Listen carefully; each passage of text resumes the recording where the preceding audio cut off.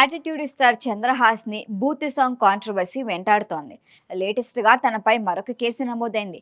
అయినప్పటికీ మనకి యాటిట్యూడ్ తగ్గలేదు సరిగదా.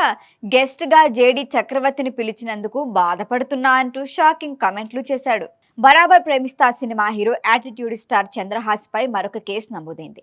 ఇప్పటికే మాదాపూర్ పోలీస్ స్టేషన్ లో ఓ కేసు నమోదు కాగా కానిస్టేబుల్ ఫిర్యాదు మేరకు మరొక కేసు నమోదైంది. రామ్ నగర్ బన్నీ అనే సినిమాతో ఇండస్ట్రీలోకి ఎంట్రీ ఇచ్చిన చంద్రహాస్ తీరు చూసి యాటిట్యూడ్ స్టార్ అని సెటరికల్ బిరుదిచ్చారు నెటిజన్లు. నిజంగా అది కూడా ఓ ఘనతే అనుకొని మరింత చెలరేగిపోతున్నాడు చంద్రహాస్.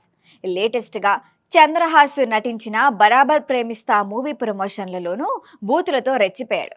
సినిమాలో పాటను మార్చి తన సొంత పదాలను జోడించి బూతులు జోడించి పాట పాడేశాడు. అక్కడున్న వాళ్ళందరికీ తన తీరేంటో అర్థం కాక తలపట్టుకున్నారు. ఆ అభ్యంతరకర పదాలు విని అవాక్కైన జర్నలిస్టుల్లో అశోక్ అనే వ్యక్తి ఇది సరికాదంటూ ఓ వీడియో రిలీజ్ చేశారు. దీనిపై రియాక్ట్ అయిన చంద్రహాస్ రివర్స్ లో జర్నలిస్ట్ ని బెదిరిస్తూ వీడియోని పోస్ట్ చేశాడు. ఎన్నో సందర్భాల్లో నా తప్పు లేకుండా నన్ను ట్రోల్ చేశారు, అనుకూడని మాటలన్నారు. ఇప్పుడు నేను 2 పదాలు వాడితే తప్పేంటని సమర్థించుకున్నాడు. పైగా 24 గంటల్లో ఆ జర్నలిస్ట్ తనకు క్షమాపణలు చెప్పాలని వార్నింగ్ కూడా ఇచ్చారు. దీంతో సదరు జర్నలిస్ట్ పోలీసులకు ఫిర్యాదు చేశాడు. ఇప్పుడు లేటెస్ట్ గా కానిస్టేబుల్ నితీష్ కుమార్ కూడా జూబ్లీహిల్స్ పోలీస్ స్టేషన్ లో చంద్రహాస్ పై కేసు పెట్టాడు. మరొక వైపు నెటిజన్లు కూడా తను ఎలా ప్రవర్తిస్తున్నాడో తనకైనా అర్థమవుతోందా అని పోస్టులు పెడుతున్నారు. కుటుంబ సభ్యులు మహిళల ముందు బూతులు పాడటమే కాకుండా తిరిగి సమర్థించుకోవటం ఏంటని ప్రశ్నిస్తున్నారు. ఇంత జరుగుతున్నా వివాదం పెరుగుతున్నా కేసులు నమోదవుతున్నా చంద్రహాస్ మాత్రం వెనక్కు తగ్గట్లేదు.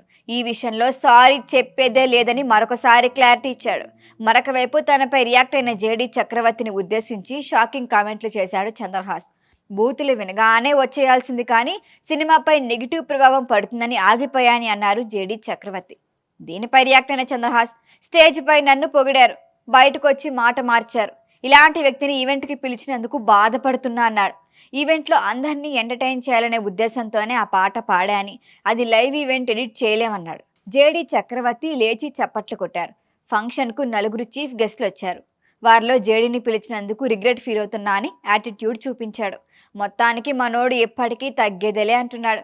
మరి గుంజి గుంజి వివాదానికి ఎప్పుడు ఫుల్ స్టాప్ పడుతుందో చూడాలి.